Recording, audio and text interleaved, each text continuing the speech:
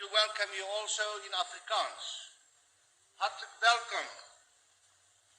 Cape Town, on a calm spring morning of the 6th of September 1966, the man known as the architect of apartheid walked into Parliament, confident, composed, and unaware that in minutes his life and the course of South African history would change forever. This is the story of Hendrik Verwoerd, the Prime Minister who designed apartheid, and Dimitri Tsafendas, the man who assassinated him.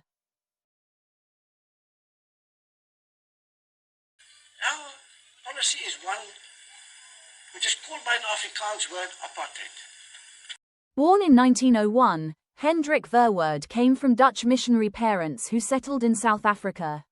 Brilliant, ambitious, and deeply ideological, Verwoerd studied psychology and philosophy, but his beliefs would take a dark turn. He became a professor, then a newspaper editor, shaping his vision of a racially divided South Africa. A society where white supremacy ruled under the disguise of separate development.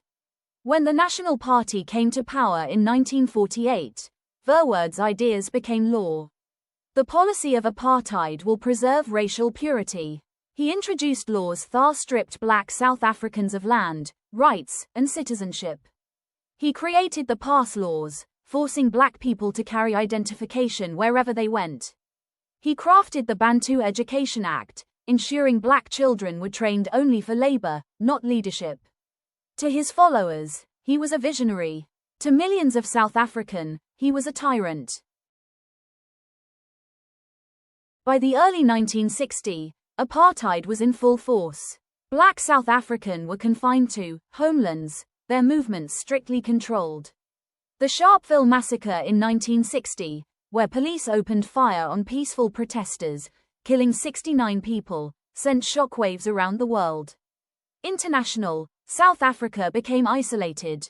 The United Nations condemned apartheid, and many countries cut ties. But Verwoerd stood defiant. South Africa will not be told what to do by the outside world. He withdrew South Africa from the Commonwealth, declaring it a republic in 1961. He ruled with confidence, some say arrogance, believing he could hold the system forever. But in the shadows, a storm was brewing. Dimitri Tsafendas, a man few had noticed, yet one who would change everything.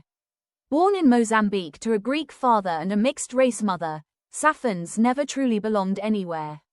He lived in Greece, Portugal, the United States, always on the move, restless, struggling with his identity. He was rejected for being not white enough, yet treated as an outsider among black Africans. For years, he suffered mental breakdowns, once claiming a tapeworm spoke to him. But beneath his instability was something else, a burning hatred for injustice. When he returned to South Africa, he saw Verwoerd apartheid police so close, the humiliation, the segregation, the pain. He once said, "I couldn't stand seeing what he was doing to people." Tsafendas found work as the messenger in the South African Parliament, the heart of the regime. No one suspected him. He moved quietly between offices, delivering papers and planning. Dr. Hendrik Verwoerd was an immoral man. I decided to stab him, and I killed him. It was a bright Tuesday morning in Cape Town.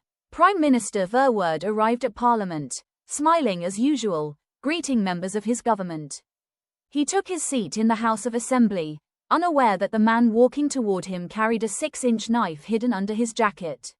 Tsafendas approached quietly. In a sudden, shocking moment, he stabbed Verwoerd 4 times in the chest and neck.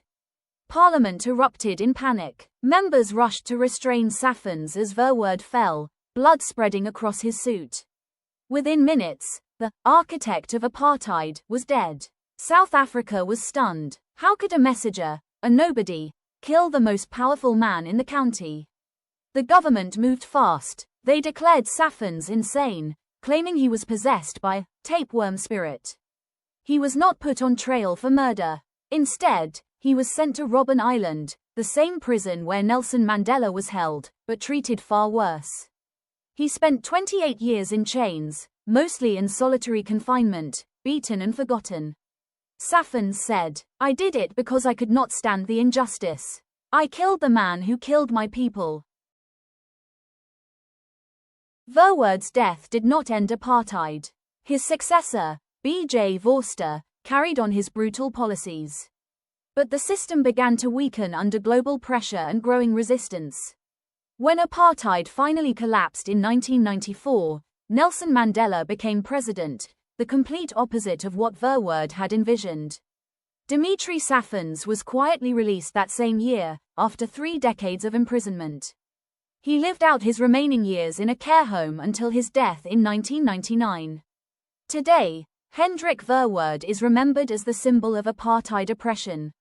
Schools and streets once named after him have been renamed, and Tsafendas, though deeply troubled, is remembered by some as a man who struck a blow against tyranny. History is rarely black and white. In this story, one man built a system of cruelty. Another, broken and forgotten, ended his life, and doing so, became a symbol of resistance.